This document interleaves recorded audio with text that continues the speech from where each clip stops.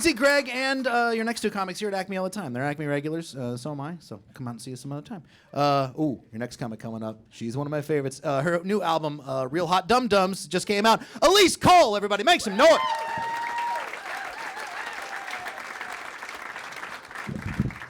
Woo! Parents in the house. Your kids go back to school? Yeah. My oldest just started second grade, and we're off to a much better start than kindergarten. I'm from here. I live in the Twin Cities, and 2 years ago, we didn't know if public schools were going to be in person or if they were going to have to do distance learning. But private schools had gone back to in-person learning. So my husband and I panicked, and we enrolled our son in Catholic school, which might have been a mistake because we are Jewish. I didn't think it was going to be that big of a deal. Because my family is mixed ethnically and religiously, and I married a lapsed Catholic. So, like, I had to go to Mass with my cousins when I was growing up. I wasn't confused about who I was. I was like, this will be fine. Then it was not fine. Like a week into the school year, my son comes home, and he's like, did you guys know that there was a man named Jesus? And he had nail holes in his hands and his feet that bleeded because the people put nails in his hands and feet and a crown of thorns in his head, and the people did terrible things to Jesus, Mom. They were so mean to him. And he just kept saying, the people?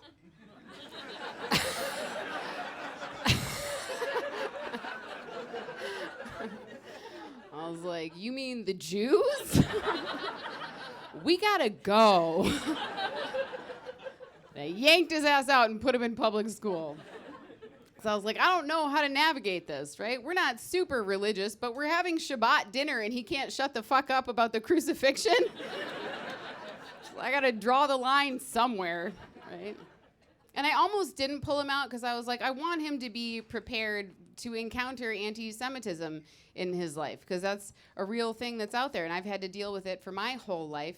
And I think one of the weirdest instances I had was when I was living in Hilton Head, South Carolina, about 20 years ago. And I moved down there, and I was dating a drug dealer. And he said, just weed. That's legal now. And he sold a dime bag to this kid who wasn't pleased with what he got. And the kid said, this is all you're giving me for $20, man? You totally Jewed me. And I was a little high. So I leaned over in the cab and waved at him through the driver's side window. And I said, I'm a Jew. And he went, she's funny, man. You should keep her around. That was funny. And my date said, no, man, she actually, she really is Jewish. And this kid went, oh my God, I'm so sorry. I didn't know. That's just something I say. Like, I don't think I've ever actually met a real live Jew before. And at first I was like, you for sure have. They just didn't tell you. And then I was like, well, you know what? I don't think I've ever met like a real live redneck before. And then there was this moment where it was, you know, like when Santa and the M&Ms meet for the first time. He does exist. They do exist. And I couldn't help but see it in lights, right? He said, real live Jew. And I just saw this marquee with the little bulbs, right? Live nude girls, you know. I was like, what's in that booth? What's in the real live Jew booth? Is it just a Jewish American princess not complaining about stuff? I wanted to go to Miami, but Fort Myers is gorgeous. She's just paying him to watch her strip. Most anti-Semitism like that's ignorance, right? Doesn't really come from a place of hate. It comes from a place of not knowing. And there's a difference between like ignorance and prejudice and discrimination. They're not all equal. And I think we need to be able to distinguish between them because I think if you treat, all right, I like to blame this on Gen Z.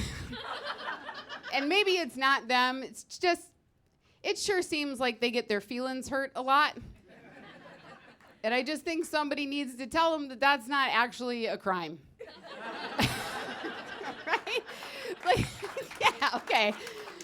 Because here's the thing, is like if you treat every hurt feeling like a federal offense, I think you disqualify when an actual hate crime has happened. And I'm not saying that discrimination doesn't exist. Of course it does, right? But if I apply for a job and it's between me and one other applicant and they get hired and I don't, I'm not going to automatically assume it's because the employer doesn't like women or won't hire moms or hates Jews. It could just be that they liked the other person more. That's also not a crime. But if I call back to ask them why I didn't get the job and they go, "Get the fuck out of here, you dumb Jew with your stupid baby-making vagina," then maybe discrimination. Definitely, that's definitely discrimination. And it just got me thinking, like, I'm so glad the Holocaust isn't happening today. I mean, for like a bunch of reasons. But mainly because I think the woke police would break the internet if the Nazis sent a transgender woman to the wrong gas chamber. They'd be all over TikTok like, "Can you believe the Nazis are only separating people by male and female? What about all the non-binary victims? For some of them, it's like a Holocaust before the Holocaust. Somebody should say something. I'm gonna start a new trend, #double Holocaust." My husband told me if that joke goes well, I should make new merch that says #double Holocaust. I was like, I'm afraid that's gonna draw the wrong kind of people.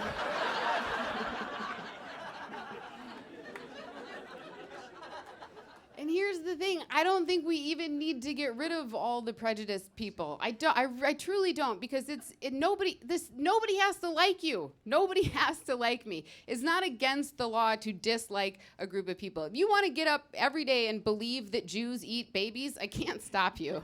Okay? If you go out and kill a Jew because Jews eat babies, then that's a crime, right? You have crossed the line. But there's something about a certain archetypal personality that I think does serve a purpose. All right, I don't have a fake name for this guy, so we're just gonna call him Uncle Pat, all right? My husband's uncle is a retired firefighter, and we could not be more politically different in terms of the spectrum. He's a MAGA hat-wearing, Trump-loving, gun-owning son of a bitch who would absolutely get me out of a burning building alive because he has a God complex, right? Patrick would show up at my house, hop off the rig, and be like, "No one's died on one of my shifts in 18 months. I'm not breaking my streak because this dumb kite can't blow out a menorah." Right? That's the dude I want, okay? I don't want the firefighter who's had 30 hours of sensitivity training showing up at my house. "Excuse me, Mrs. Cole, I noticed you have a mezuzah on your doorpost. Do you prefer good Shabbos or Shabbat Shalom? I prefer that you get me out of this death box before the gas main blows." Right? And I'm not saying they're mutually exclusive, but if I have to pick, I'm going with that guy every time. Right? Who is the dude that you want? The one that leads the DNI training for the entire department, or the guy who benches 300 because his dad never hugged him? You're with me. I know you are. Yeah, everybody's got principles till their house is on fire. If your shit is lit up and that fire truck pulls up, you don't want the guy who's like, "You know what? The fire's been burning for a while. I'm not sure the building is structurally sound, and I'm not sure it's safe for anyone to enter." You want the dude who's like, "I'll get the kids and the cats, and I'm gonna fuck that fire on the way out." "Hold my helmet, pussy." And he flicks his cigarette butt into the flames. Just runs in yelling shit like, "Braveheart! Last one in sucks cock!" That's my guy every time.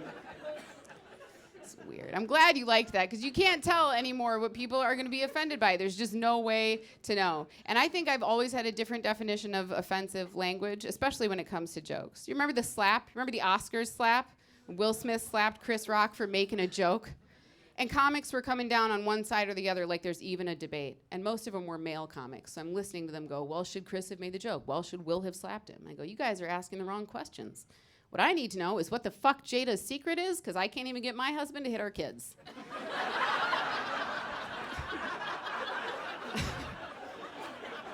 And the oldest one has said some way worse shit than Chris Rock.